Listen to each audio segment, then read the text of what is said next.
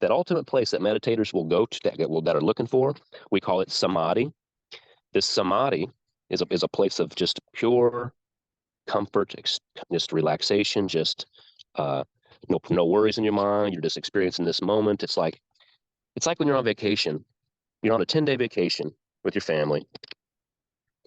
You get up that very first morning. You're in some really beautiful, beautiful weather, tropical sort of place. The sun's going to come up over this beautiful mountain right here in front of you. So here you get up the next morning on the first morning, and you step outside and you see the view in the daylight and that sun coming up over the hill for the first time on your first day of vacation. You go, yeah, man, this is what it's about, man. Yeah. That feeling right there is close to what you get to when we're talking about what samadhi is. And samadhi is just a part of meditation, a goal of meditation. So I'll come back to that in a second. But so this experience of combo kind of gives you that feeling in that moment. It's like, yeah, man, it's like, it just feels really good after that stuff is all, you kind of, you got these burns on your arm, on your leg, whatever. You've just puked up a bunch of water, basically, because you don't have any food in your stomach. So just a bunch of water and bile and stomach acid, and it's green. And, you can tell it's shit you let go of that you didn't no longer need, and you can feel it in your body that it's gone.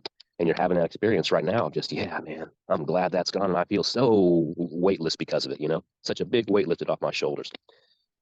And so there you are, kind of doing that thing. There we are sitting there. And it's like, okay. So then we were always talking about who's going to go first. Well, she always wanted me to go first. So I'll go first. I'll smoke first.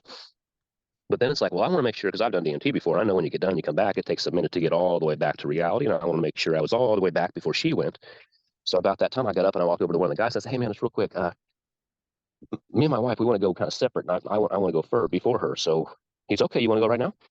And so I wasn't really prepared for that at that moment. But yeah, okay, yeah. So I got my stuff ready and pulled it over like I was going to go. Here we go. I walked over there and got stood up, and here we go. And the guy came over and I did a little Sanskrit mantra over my chest and my heart, and to the sky and back to my heart and at my forehead, my third eye. So I want to take a deep breath into the nose. I did, and let it out. And he said, inhale here, and so nice and slow. I pulled it in, pulled it in, pulled it in. It was maybe 6-second pull. It was a very small hit, but all of it. And at the end, he said, okay, now take a big breath in, like and so I did that, pulled it in. And he's and the one guy that he kind of says this to everybody that does, he says, now hold it in like your life, as if your life depended on it, or as if life depends on it, or something like this. And so, okay, hold it in.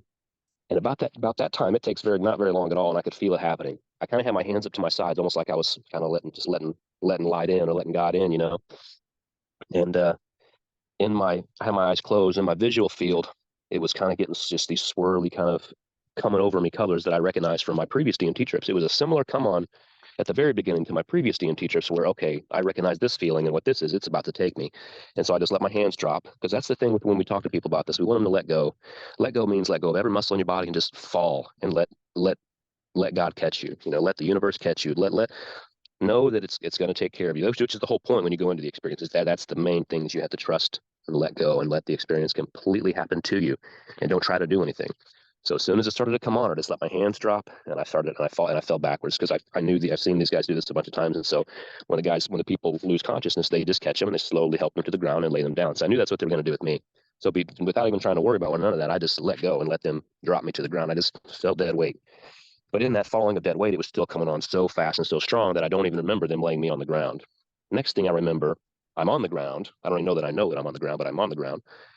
And there's this wave of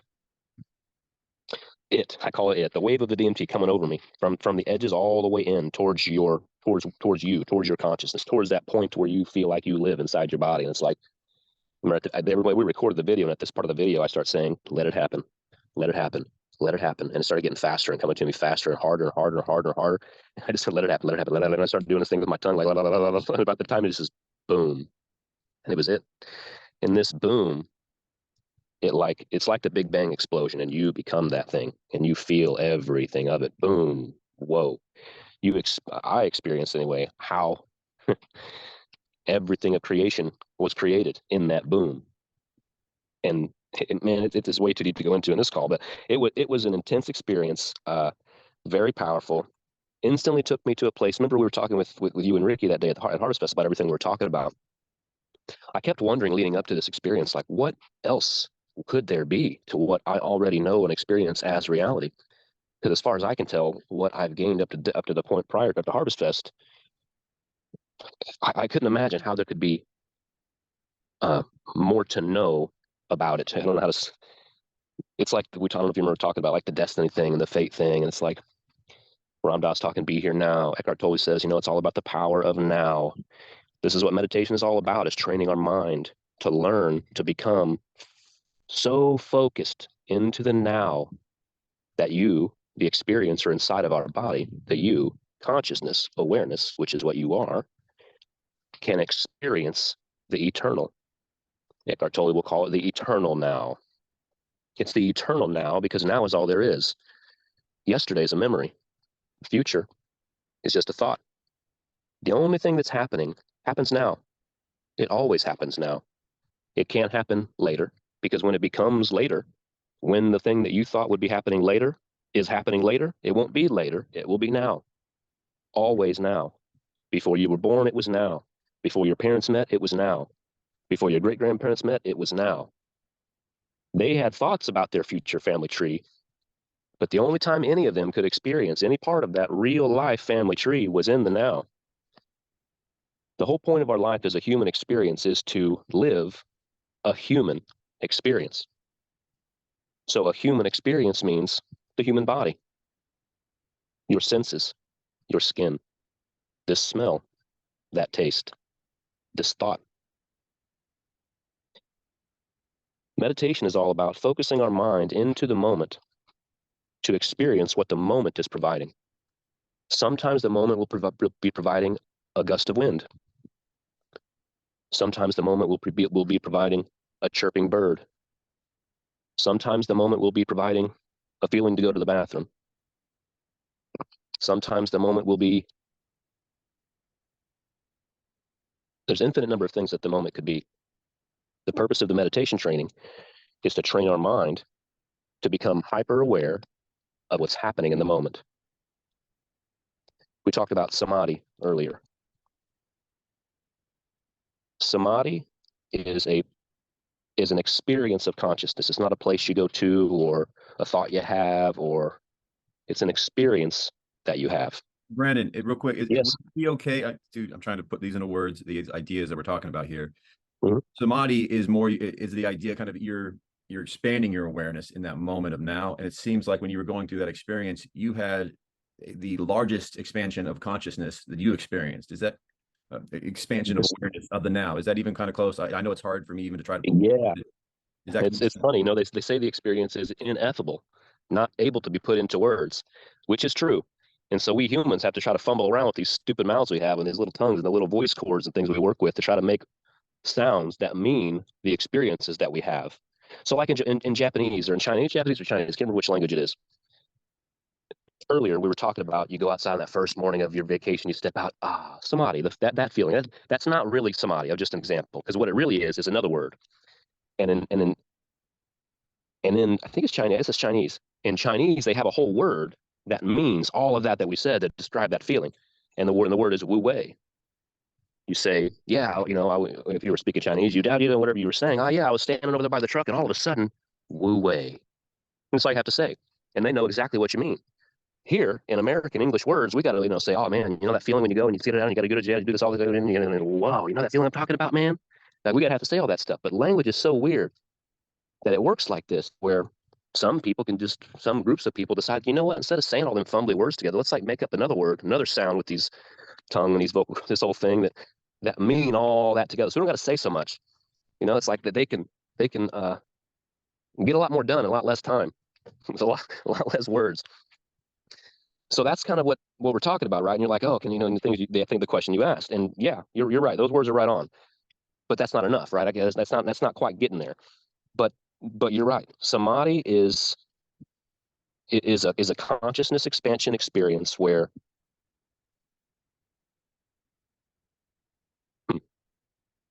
it's like you say, it's hard to put into words, right? It's like where you, the experiencer, fades into the experience, and there's no longer you experiencing the environment that you are around and inside of. It's more there's an experience where there's an environment, and you are while at one level a point of that experiencing it, You were also all of the experiences, all of the experience at once. Like we say, oh, let's go into the jungle and observe the elephants and the giraffes walking through, and let's just see what their their habitat looks like or their environment looks like from this vantage point. Well, from your vantage point looking out, the stuff you're missing, you in the environment. You don't realize that you're in the environment while you're standing in the environment looking out at what you think is their natural environment, because now you're in their environment, which is also their natural environment. So now you standing in their environment is their natural environment, but you don't think that because you're coming into it from outside. It's this weird thing like this. So meditation, what we try to do is we try to train our mind to come to one point. I think I mentioned to you before, the book and stuff I study out of mostly is called The Mind Illuminated by a guy named John Yates. And he has some really good terminology in there that when we all... I put it in my hand. I showed it on screen. It's yeah, that's it. That's it. So that book there, it really gets down into language, to words that you and I and everyone can talk about. When we say something, it means something so that we all understand what we mean. Instead of trying, well, what do you mean by that? Like a lot of meditators will say, okay, let's just close your eyes and relax, take a deep breath. Whatever, listen to the sound. Then they'll say, draw your awareness in now to the center of your chest. Well, if we're talking about the mind illuminated in the terminologies in that book, that would be the wrong thing to say. The right thing to say would be, draw your attention to the center of your chest. Your attention and your awareness are two different mechanisms that we use to know things in our environment as we live life. So like, if you're sitting in a busy airport talking to your buddy, you and your buddy are having a conversation back and forth about, let's say, the trip you're about to go on tomorrow, getting on this plane to go do. And so you and your buddy are having this conversation. Yeah. And he says, okay, yeah, I get it. And then we say, yeah, blah, blah. All the words we say back and forth, and the way that we hear the words is our attention working. We're saying things directly to him. He's saying things directly back to us. We are listening to directly to what he's saying. He's listening directly to what we're saying. In that experience of conversation, though, there's going to be all kinds of hustle bustle going on around you. People moving their chairs, people sitting, getting down, people getting drinks over there, the ring, the people coming on the radio, talking on the speaker. There's going to be some background music. While all of that stuff's happening around you, your attention is focused on this conversation, the speaking at this moment, the listening now when your friend is responding to you, the listening as you're listening, the responding that you say back as you respond back, the look on their face as you say what you're saying, them saying whatever they're saying back to you, and the look on their face as they're saying what they're saying back. Your attention is focused on this conversation and all the details of it. But at that same moment, your awareness is like a homing beacon, and it's always on the outside, looking around, scanning around for things that are going to alert attention to take itself off of the conversation and move it to the thing that attention drew it to. As an example, so we're having a conversation with your friend in the airport, blah, blah, blah, blah. All of a sudden, the loudspeaker comes on with an announcement for gate, blah, blah, blah, which is whatever gate you're on. And you hear so you're talking to the conversation. The loudspeaker's been going on and on and on and off, on and off, on and off for the last 10 minutes while you've been having this conversation. But your attention was never moved off the conversation for very long, because all the details of what was going on around you, that attention, that awareness was looking at, wasn't noticing anything more important than the conversation you were having, therefore it didn't say anything to you about it. So you kept focusing on the conversation. Now as we're sitting here having a conversation, now all of a sudden the loudspeaker comes on and your awareness is homing and homing and homing around. All of a sudden this loudspeaker says your gate number. Your awareness is going to say, oh, that's our gate number. Hey, man. And it's going to get your attention. You're going to stop having the conversation with your buddy, put your finger up in his face and say, hey, listen. And you're both going to stop talking. Both of you now, attention will be on your ears, listening to that voice speaking to you. Because now your awareness has let your attention know that gate number was spoken. Hey, that's important. Attention, focus, come back to this now. And now that whole conversation the two of you were just having is going to slip into the background. It will probably completely disappear from awareness, because you're all of a sudden excited to get on the plane because your gate's being called. So all this kind of happens in our life at every given moment. It's happening right now as I have this conversation with you on my front deck, or am I here in my driveway? Kind of just walking around. Now here am I. So as I have this conversation with you, my main attention is focused on you, me, this, listening, speaking, da-da-da. Occasionally there'll be a really loud noise coming down the driveway and I'll peek down. It's like, okay, it's the mailman. And just for a moment, my attention will draw away from this conversation. My ears will hear the car stop. My eyes will look over and see the car at the mailbox. My consciousness will then register, oh, mail is running and mail is being dropped off at mailbox. Not important right now. Come back to the call. It drops that and it comes back to this moment. It all happens in just an instant, right? And it's like, oh, mail put back. Like you're barely even gone. Most people don't even realize at that moment their attention was drawn away. They think it was just a quick little thing that happened in the background.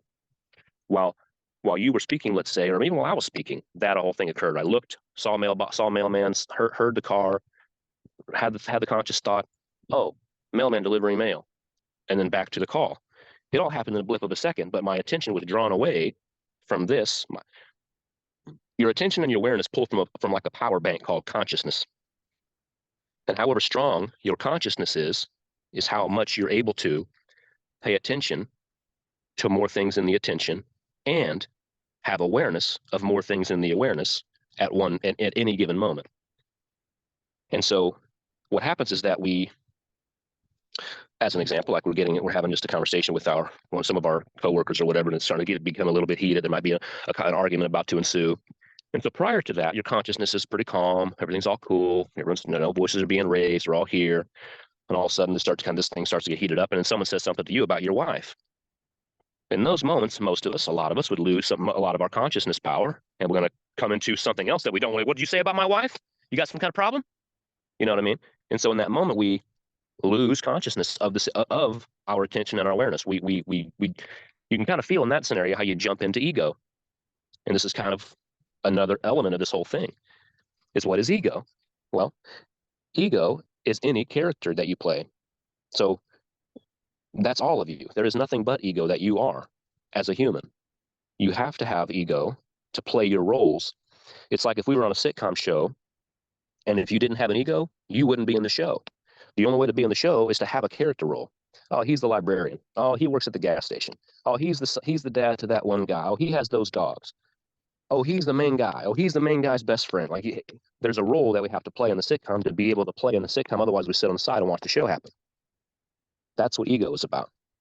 But what happens to a lot of us is we get into the sitcom and we're playing it out, and we start to take it so seriously that we really fall into the trap of thinking that we are the characters in the sitcom. Brandon, another way, sorry to interrupt you, would it be a way to look at it as like we're kind of losing our sense of oneness? Where you starting to attach to the attachment to the ego is where, because some of where I found some of my best breakthroughs is when you start appreciating or understanding and taking in how much everybody's you, and you are everybody sharing a different experience. And the more I identify with this character, this ego, the farther I get from the person who I could be or should be. That was a weird way to say it, but no, that's right. No, that's right. Yeah, we as egos tend to live our life unconsciously in a way where we can't. How do I say this? It's hard to get out of the me and mine mindset as an ego. I mean, if we're sitting in a parking lot, one of these cars is going to get destroyed. Is it your car, my car? Well, it's going to be your car because it's not going to be my car. Well, what's happening there? Well, a car owner ego is taking his role so seriously that he'd rather that other being feel suffering than them feel suffering. But the suffering is an illusion. So that's the whole part. It's like, I'm going to say that. Do you think also that sometimes our traumas then attach us to the ego? Or bring I would say the majority of the time, yeah, our trauma is attached to the ego. So when you were doing that experience with the combo with your wife, you had that chance to kind of release some of those traumas. So you had even because I already know you've worked on this as part of your life. You've even were able to get to another level of letting go of some of those traumas or whatever was in your body that was holding you, to get even more expansion, more oneness. Is that? It seems like it's more of a. Go ahead. No, yeah, it's more of a. That's one of the things about a lot of this work is sometimes when the stuff leaves, you don't even know what it is. You don't know what the actual psychological content of it is, but you could point at it and say, yeah, that was some stuff from my childhood that I was hanging on to and preventing me from being my full self today.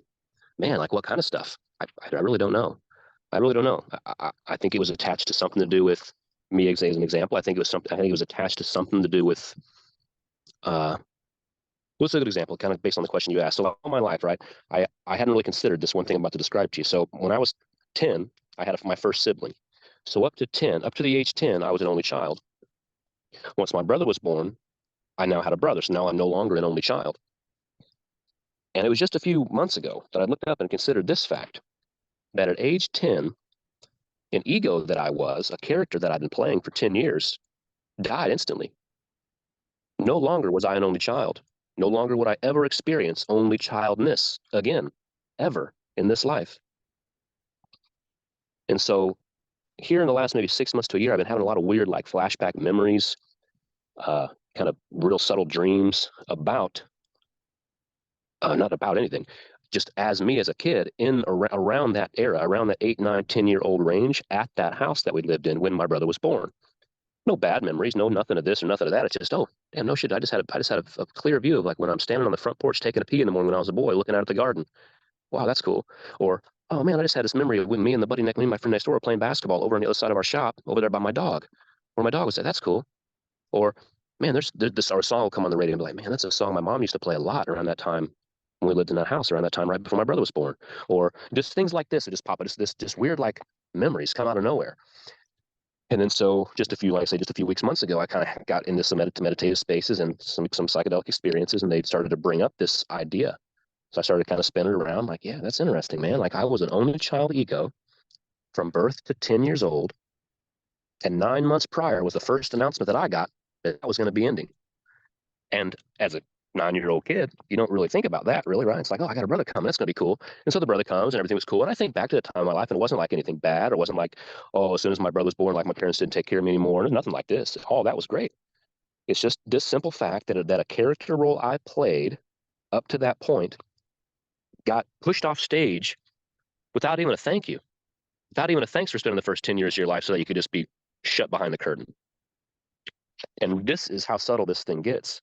Because you think today, man, what's a big deal? You're 10 years old, like you had a brother. What so what? You know, what could you have? You had 10 years of uh It's a shock to the universe. only child time. And so like I kind of I look at it as like, you can't gauge a trauma. Everybody's, not everybody's going to have the same range, but to the person experiencing it, like when I was 2 years old, my sister was born, and my parents they'll never let it down. They'll tell me that one of the first things I said when the baby showed up, when my sister Brianne showed up, was, "Baby, go home." Mm, So I understand at that point, like that role that you were playing as an only child, it significantly changes the environment that you're in and that you experienced. And hmm we call it trauma, but trauma is a lot of times just change. And for me, yeah. that was extreme change. And hmm I did not, it didn't deal with it as well at 2 years old. And even at 10 Right. years old, it's 10 years of living that experience. Could be even more dramatic. Yeah. So it's things like this. And so so like for example, with the going into the experiences and what stuff what happens then, is it's sometimes it's not like direct psychological content. A lot of times it's just for me like this kind of thing. Wasn't anything particular about that what we just talked about that. It's just something I've kind of been considering, and it has I have had some insights in my some psilocybin trips on this. But as far as did any of that come up on this Combo or Bufo? No, not directly as a thought, as a conscious. Well, that's what that is about. But it totally was something around that era of my life as a child, around where I lived at that house. Because there wasn't just that wasn't the only thing happening around. I was still going to school, still meeting friends, still going to grandma's house, still dealing with your cousins. There's all kinds of other shit happening. So it's not like that only that one ego is the only one you're dealing with at the time, right? Even you at 2, it's like there's so much more. There's so much going on even at 2. So this experience of meditation is about trying to settle our minds, train our minds to constantly come back to the moment, constantly come back to the moment. Because thoughts about the past and the future just cause us fret and regret. Nothing can happen there. It all can happen now. Sometimes I'll say to my wife, she'll be kind of getting a little discombobulated, like, so what's up? Do we have a problem right now? And this house is kind of a joke, so she'll catch it right on right at this point. But do you have a problem right now? Yeah, well, we have no way to get the kids to school tomorrow. We're 6 hours from home. All right, well, maybe we're sitting in a meeting with some other people, and she just got the text, and now she's like showing me, and she's all flustered. So, are you going to do anything about it right now? Well, no, we're in this meeting. What are you? Exactly. So forget about it. In 20 minutes when this meeting is over, we'll step outside and deal with it. Unless you want to step outside and deal with it now, we can do that. It's either make a decision.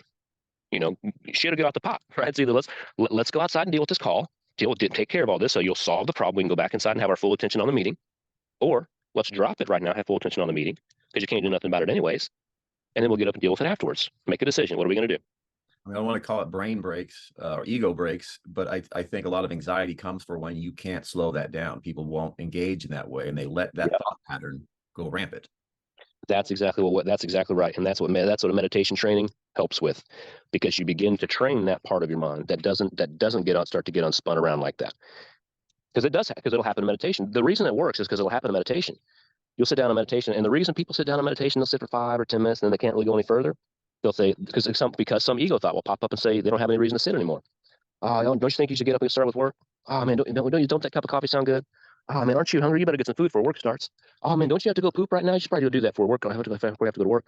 Oh man, you should, like. There's always a reason to get up and. Oh man, I sat long enough today. Whatever the thought might be. But any kind of reason you might get up off the cushion is the training. I mean, that's where you're at. And so the whole idea is we say, in the Mind Illuminated, step 1 is establish a practice. You can't get anywhere if you're going to just sit today for 5 minutes, and you're going to sit next week for 10 minutes, and you might sit on the weekend for like 3 minutes in the bathroom one day, and you might it has to be a serious thing to make any serious progress. And like I said earlier, there's maybe something to be said about these, meditation apps you can get into, and they're like, it's a short, somebody walking you through this stuff, and when you get done, you go, oh, yeah, I feel calmer, I feel better, I feel better able to handle my day. That's all fine. If that's working for somebody and they're having their life is happiness and they're feeling joy on the regular, there's nothing wrong with that. But for the most people, that's not enough. They realize that that's not enough to get midway through the day, and it's like, oh, I just still get frustrated. How do these meditators, they say you can just meditate and you just don't have this kind of frustration? I just don't see how that's ever possible. And you just tell me, well, it takes training. It takes serious work, serious effort, and commitment. And step 1 is establishing a practice. And that means you have to establish a practice to sit at least one time a day for just a few minutes, 30 to 60 seconds, 1 minute. Start with 1 minute per day for a week, then bump it up to 5 minutes per day for a week. Then bump it up to 7 minutes per day for a week. Everyone can go at their own pace. There's no rush. And that's another thing I want to talk about while we're on this meditation call is a lot of people, they're Ram Dass will say it like this. He'll say, people don't want God. People want to want God.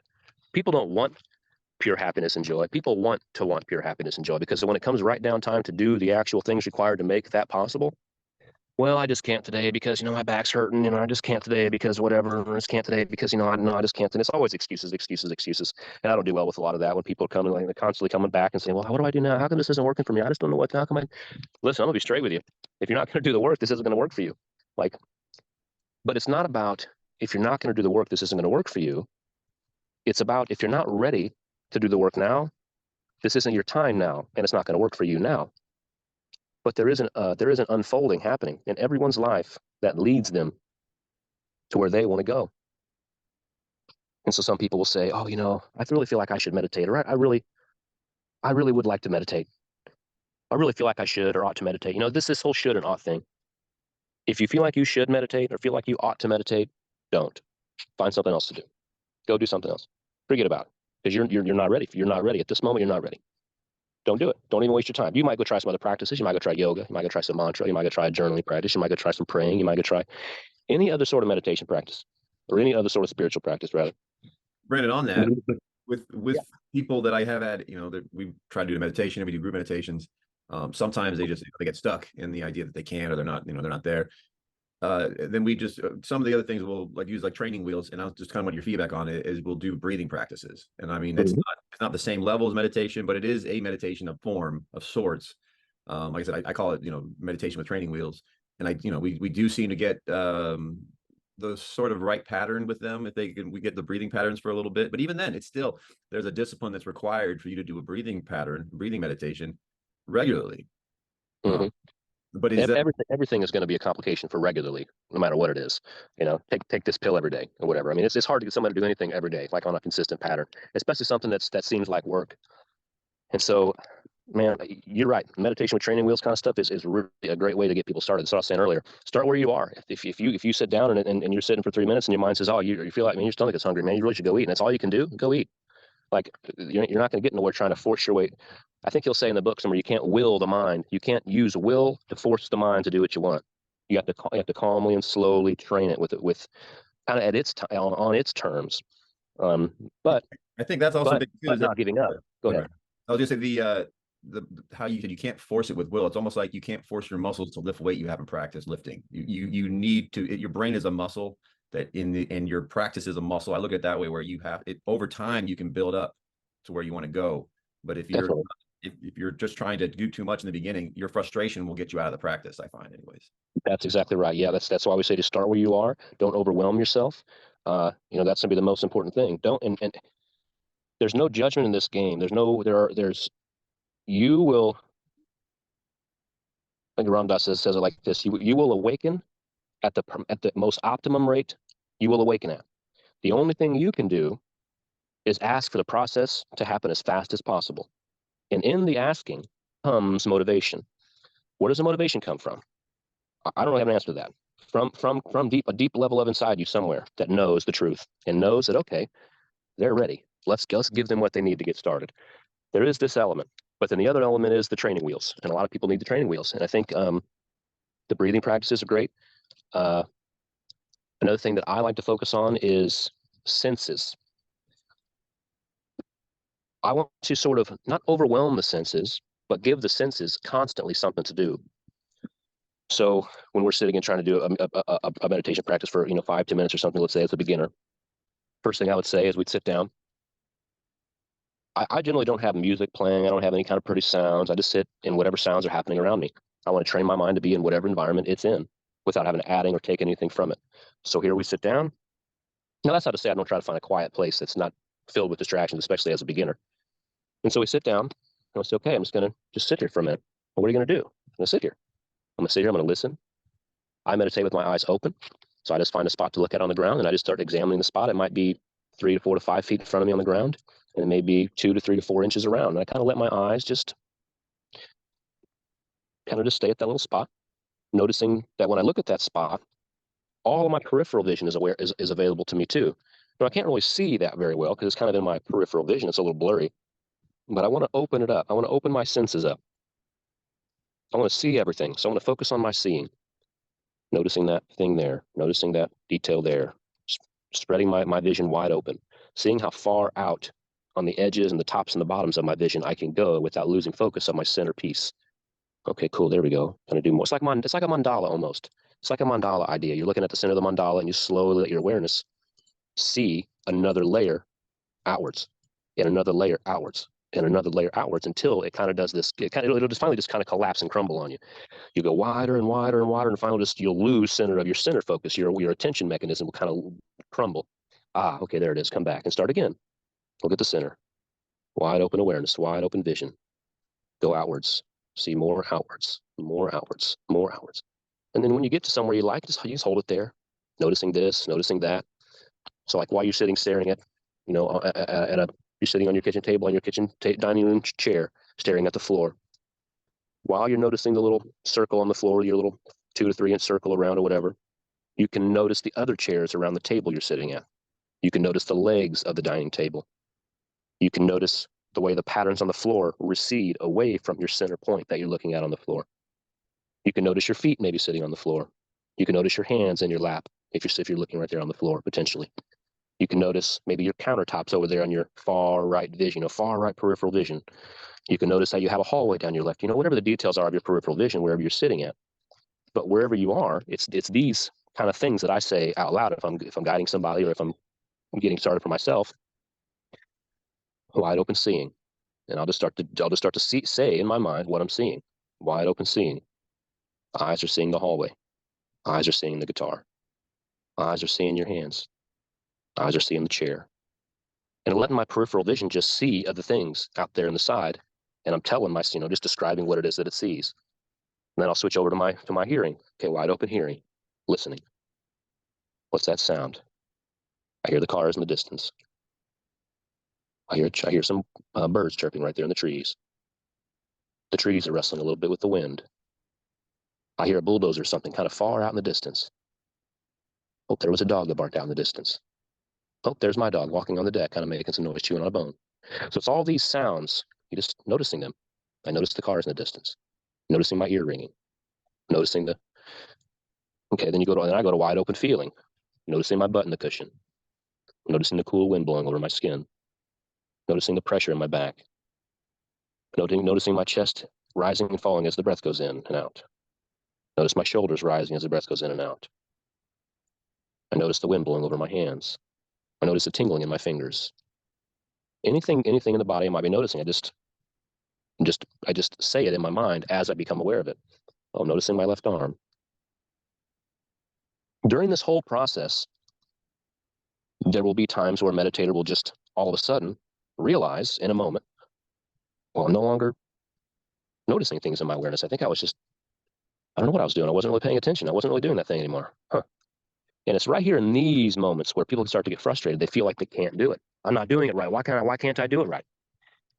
The most important thing, the number one thing that I try to help people understand is that isn't what that means. That means it is working.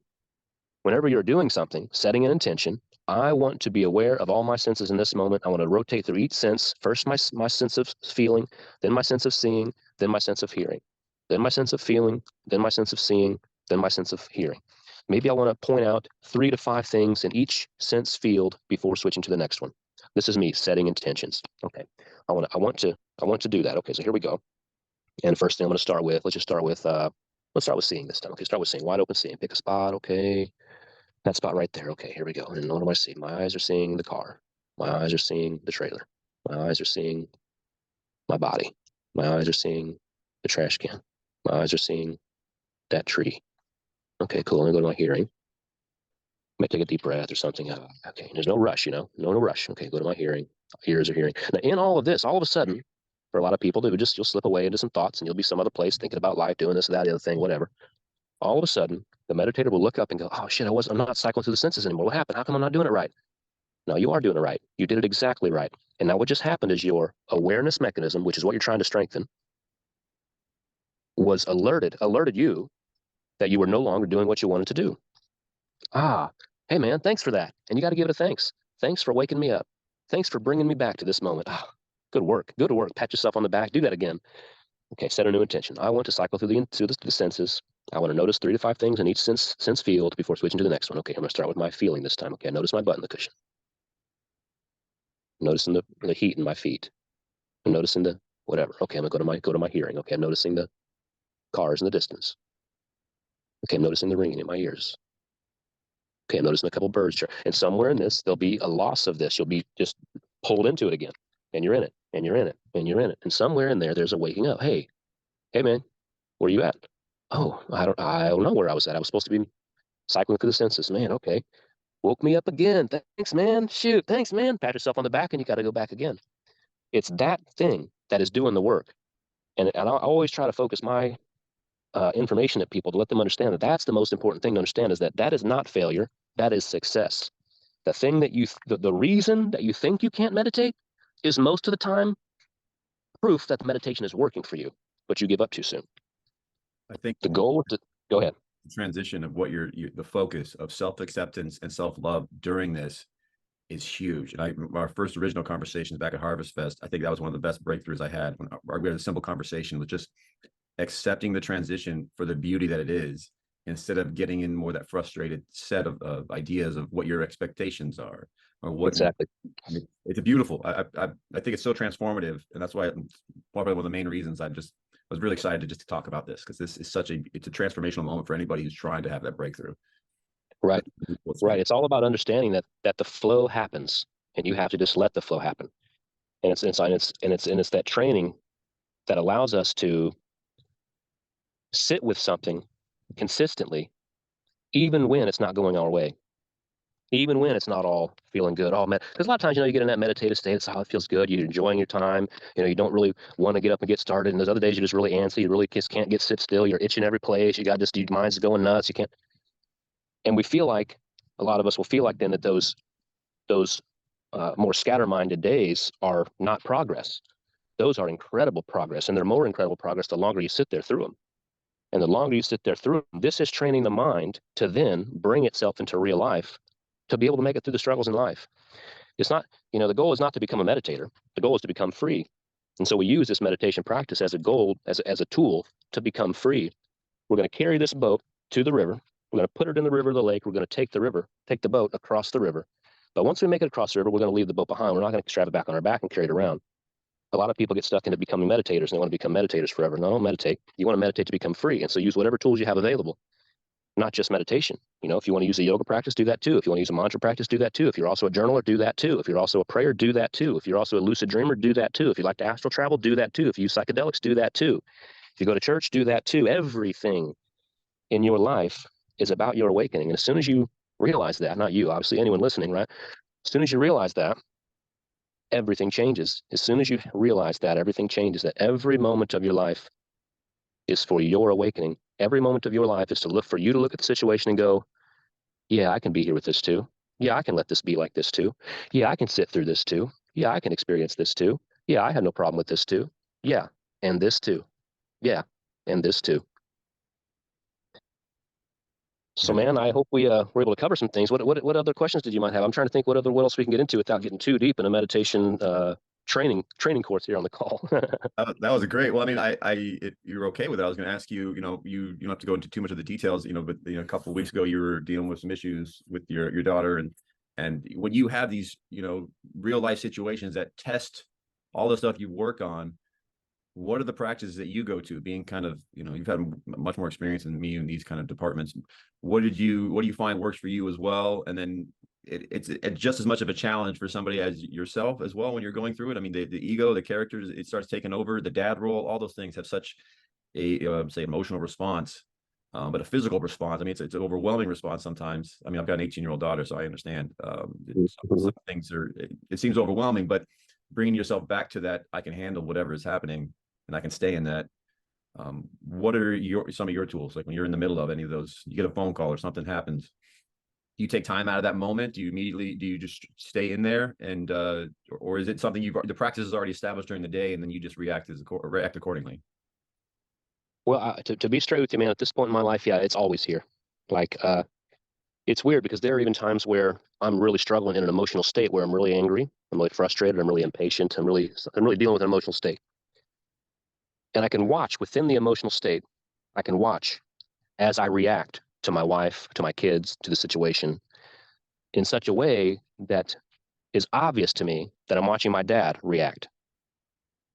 And in these moments of reaction, there's a me that watches the reactions and notices how this is just an unfolding of a karmic reaction that your father trained you to be.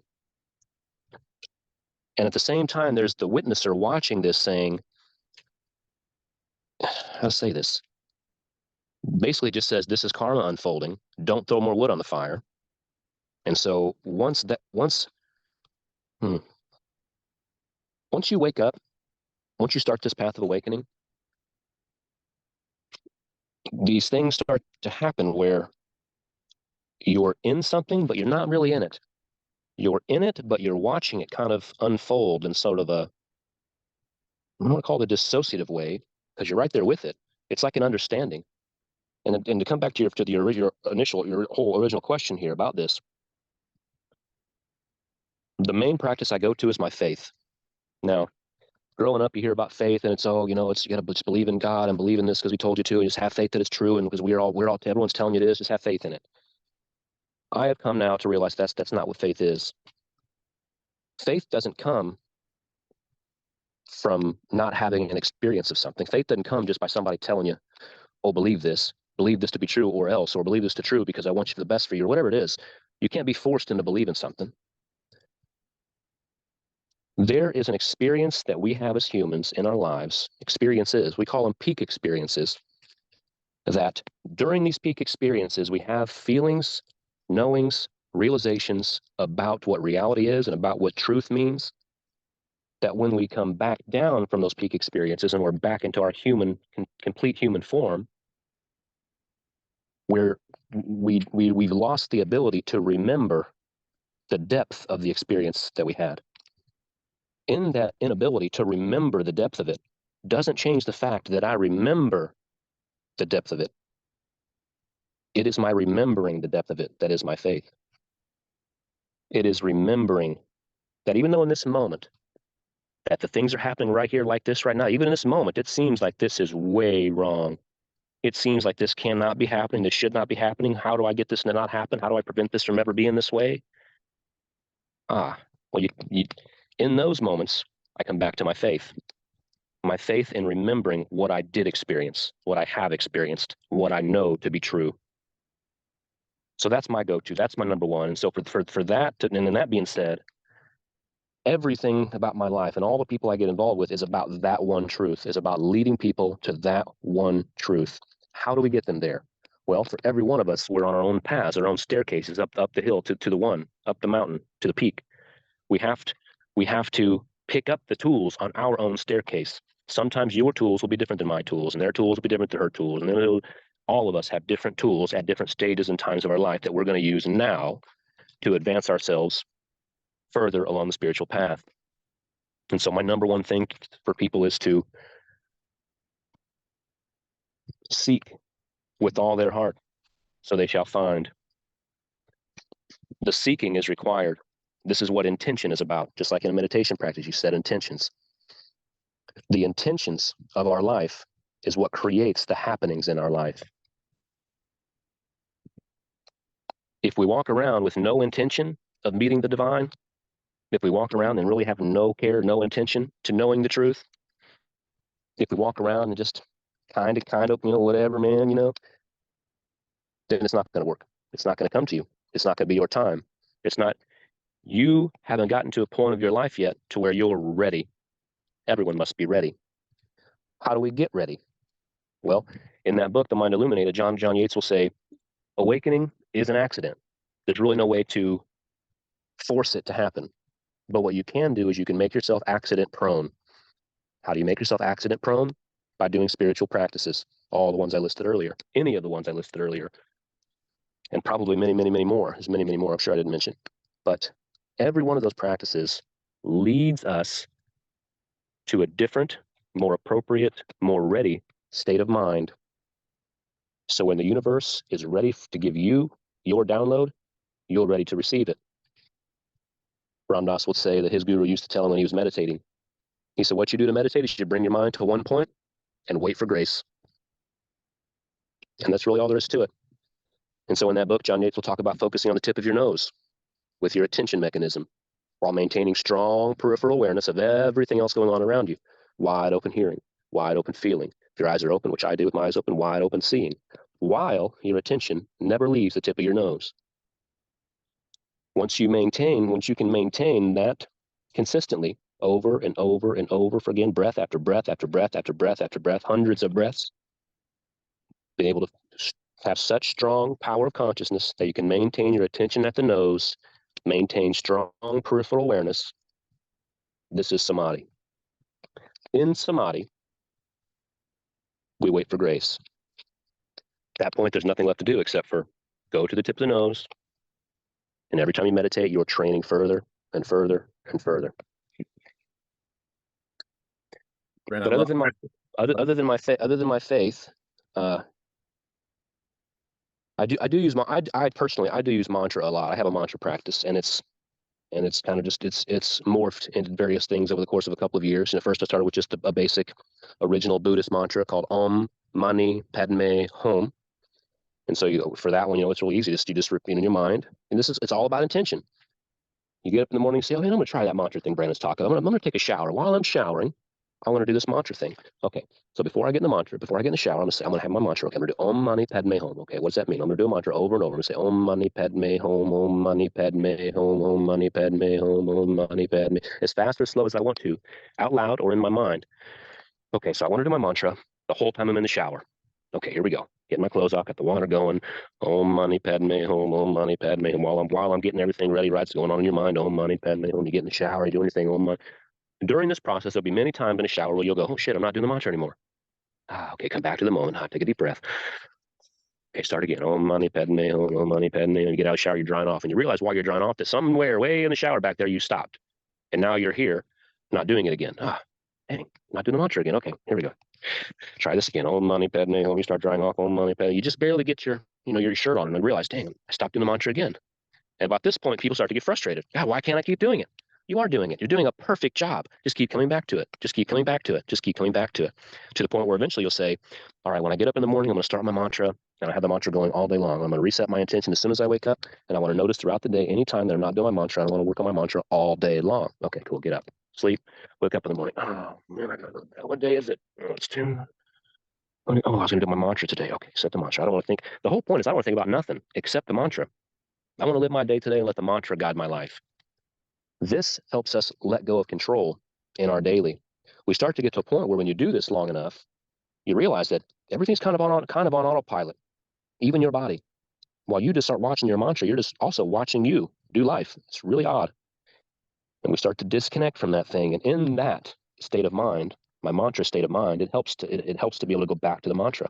You almost always got the mantra going in times of turmoil. You're always kind of just right there. You forget about it. Okay, no problem. You're over here doing whatever. You stub your toe. Boom, oh, and boom. You instantly go back to the mantra. Om mani padme hum. Om mani padme hum. Om mani padme hum. And that toe in the background, you can feel it.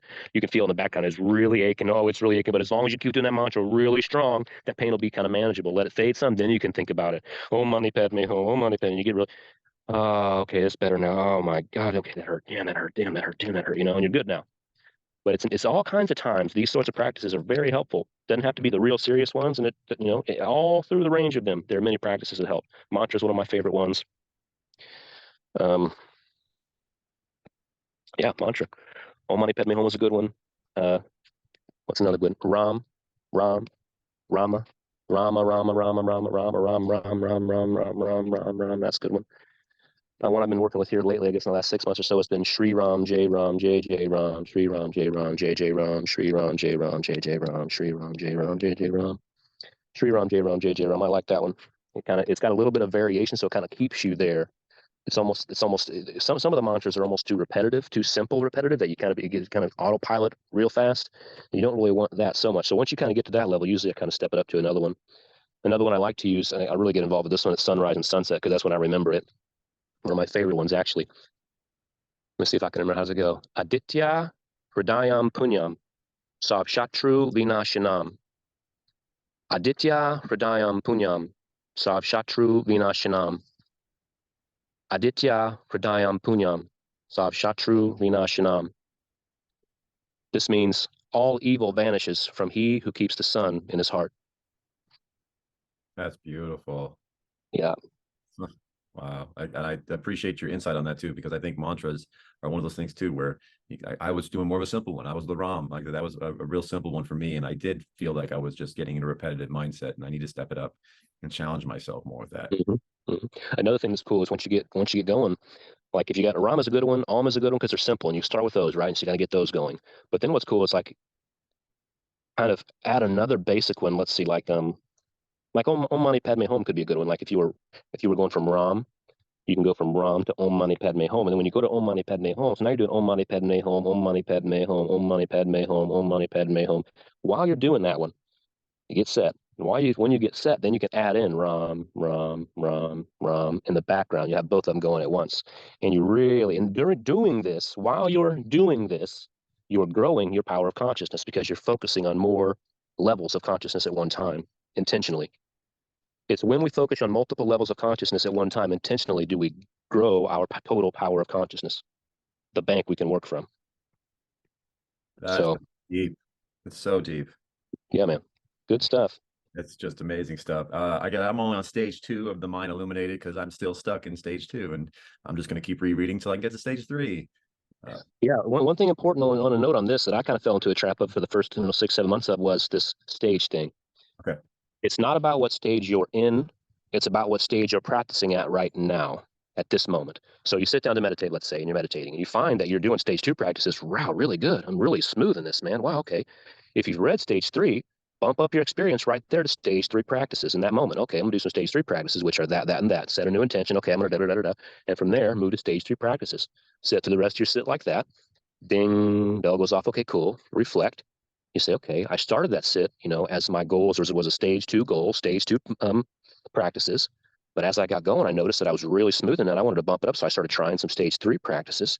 I did notice that I kind of struggled and kind of fell off loop there a little bit, but I got back on. So that's interesting. I'm going to go ahead and start my next session tomorrow or later today at stage 3 practice and just, and see how that goes. And really between stage 2 and 3 and 4, you almost build up anyway when you sit down. So you sit down, you get started, you're doing stage 1 because you just sat down. Stage 2 practices start right away.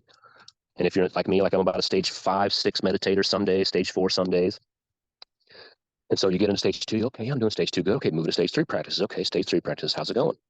I'm right there. Okay, we'll bump it up. Stage 4 practices, and let's expand out a little more. Okay, stage 4 practices, cool. How's that feel? Do that 10, 15 minutes. Yeah, that feels good. Okay, bump it up. Okay, I'm gonna go. But then stage 5 includes more like body scanning type stuff. So at that point, I'll say, okay, which usually is around 30 minutes into my sit. So I'm doing stage 4 practices basically up to 30 minutes or so. Now when it's down to 30 minutes, I say, okay, 30 minutes. Okay, I'm feeling good. I'm nice and steady. I think I can move into some stage 5 practices. So I'll switch it up. I'll move into some body scanning stuff. If during the body scanning stuff I start having a lot of distractions pop up, a lot of subtle distractions that turn into gross distractions, then I'll go up, shit, okay, I'm not really in stage 6 practice right now. I guess I need to go to stage 5. I got to go back to stage 4. So I'll come back to the breath at the bottom, this abdomen, come back to breath at the nose, and go back to stage 4 practices, even during one sit. So you're not going to be. It's not what stage meditator are you. It's what stage meditation practices were you doing today, and that's where you are. And so that was like a graph. You're going to kind of go up and down throughout a week. You know. And just So let us don't get. know, you weren't raised a Buddhist monk, right? Like this was something that you acquired over time, like a. It's really weird, man. No, my grandma's full-blooded Japanese, so I have Japanese heritage, but I'm not. She's not Buddhist of any kind. She moved to America when she was about 23, 24, and is basically a Christian. When I brought up Buddhist stuff to her here in the last couple of years, she kind of just scoffs and down her nose at me. So I just like, all right, whatever, ignore that part. But no, man, I don't have anything. It kind of just How some long stuff you been, happened to me, and how long you been in it into the meditation? Just people get it. well, I've been meditating now since 2020. So almost March or April 2020 is when I bought that book the first time, I think. Wow. So I think what that is 3 going on 4 years maybe.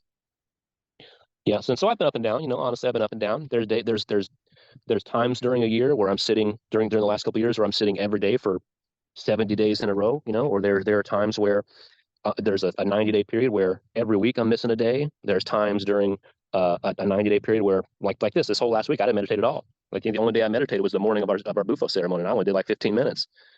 So it just you flow with it, man. And there's never, oh man, I'm missing my meditation, man, and I'm not doing enough, man, or I gotta sit. If you start to get involved in that kind of stuff, you're taking it too far. Life's not about forcing anything. Life's about letting the flow happen. Meditation's not about forcing anything. Meditation's about letting the flow happen. And so we train and train and train and train and train to work on letting the flow happen. And the more we train on letting the flow happen, the more the flow will happen. The more the flow will happen, the more you feel the flow happening. The more you feel the flow happening, then it becomes just a self-fulfilling prophecy. I think it comes back to what you said earlier, where you start to build up that faith, and that's from that experience. And then That's right. these powerful manifestors or creators that were connected to God and universe, they can be good and it can go either way. But the more you understand the power that's within, and you have the faith with that, from my own experience, it's been a dramatic change, just not in my internally, but externally. I don't know if it's just because how I see it or that's my perception change, but that addition of faith to all this, it's huge. It's been a huge transformation, and it seems to get increasingly better with time and experience. Yeah. Yes. We went to this concert and this festival here a few months ago in New Mexico called Rise and Vibes, and it was more of a reggae festival, kind of reggae music type thing. And there was this one artist there I'd never heard of called Presence with a Z, Presence, and another guy he kind of performs with called King David James. Really cool artist. They got some really cool like reggae style songs, and there's one that they do called Manifestation. And I really like it because I like songs that really touch on all this stuff. And this one's cool because it touches on all of it. It's like the whole thing. So he starts off, he says manifestation, positive vibration, unite the nation, collaboration. He says, take a deep breath, close your eyes. Can you see what you're thinking? When you're sleeping late at night, can you see what you're dreaming? Do you ever use the secret? Did you know that your thoughts become things? Did you know your mind is controlling life and you are the things you believe in? Do you believe the universe is listening to your words and feelings? Did you know your feelings send energy that render the things you're receiving? Do you ever wonder why your life is a cycle that keeps repeating? It's time to open your eyes and really decide the reason you're breathing. Third eye is awakening at an all-time high, all kinds of people ready to upgrade. Many minds are visualizing a better life, realizing everything that we must change. No time for negativity. Climb with everything in your might. Inevitable is what's next. You'll be better than ever with every next step. Be the best yet. See the success. Tell me what you really believe. Is there anything you want or anything you need? Positivity is the key. This is for the ones awake. This is only for the people not afraid to dream. Woke up to the sunrise. Got to give it up to the Most High. Thank you, thank you, thank you. So grateful. It's a celebration of life. If you're feeling like I'm feeling, then we're living on a similar vibe. Let me hear you sing one love. Let me see you put one in the sky. One love, united we fly. We got to be blind to the way they try to divide. No matter the color of your eyes, the shape or the size, no matter the city you reside, no matter the side. The color of your body, it's all a disguise. No matter the version of God you praise and confide, no matter material, no matter the stereotype. We got to be better than ever. Come together and rise up. It's time to open your mind up. No more war, we got to put it behind us. Stay proud, but we all got to swallow their pride. Spread a little love, everything will get better with time. Only one life. Spend every minute alive looking for the light. When you find it, you spread it around. It will multiply. It will give every man, woman, and child a chance to look inside and enhance some of the brightness. Tell me what you really believe. That's a good song. Wow. That was beautiful. And what a way to kind of end this whole thing out. I mean, that was I love that.